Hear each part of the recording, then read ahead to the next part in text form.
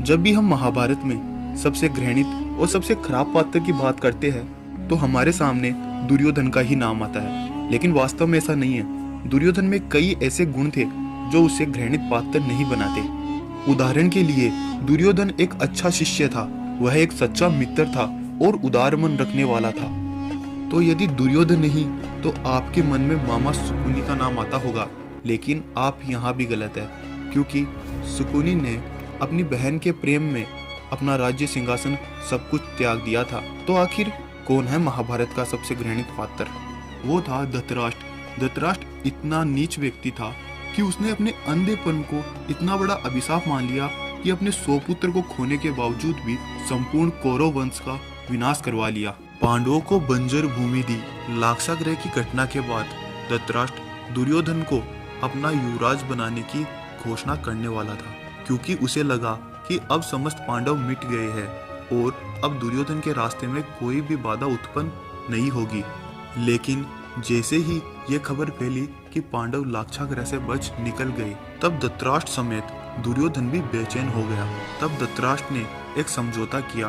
कौरवों को हस्तिनापुर और पांडवों को खांडव वन से गिरा खांडव प्रस्थ दिया, क्योंकि खांडव प्रस्थ खंडर भूमि थी, जिससे यह बात भी दर्शाया जाता है कि धृतराष्ट्र अपने भाई के पुत्रों से कितना द्वेष रखता है।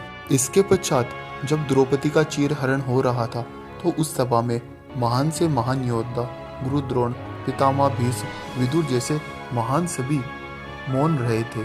तब सबसे ज्यादा शक्ति और आदेश देने की आज्ञा केवल धृतराष्ट्र के पास थी।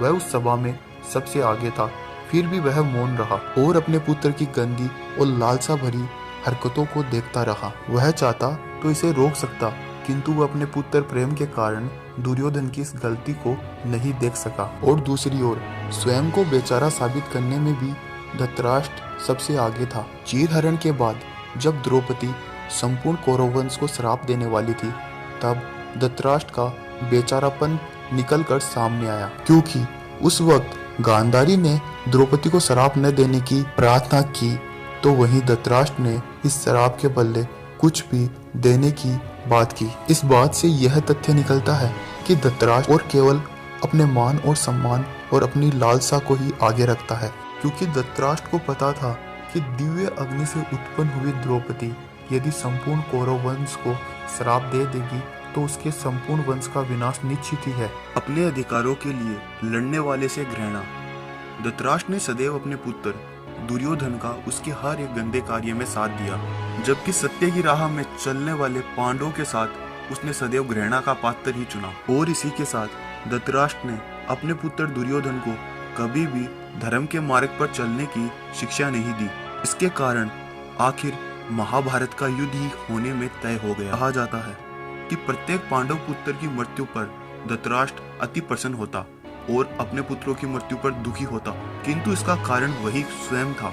और आखिर में जब भीम को गले लगाते वक्त भी वह पांडवों का वध करना ही चाहता था, किंतु श्री कृष्ण ने भीम को धृतराष्ट्र के उस गलेपन से बचा लिया। तो दोस्तों, आपका क्या मानना है? सबकी पसंद और नापसंद अलग अलग होती है और सबके पात्र भिन्न भिन्न है। इसीलिए आप कमेंट करके जरूर बताएं कि महाभारत का आपके लिए सबसे घृणित पात्र कौन था।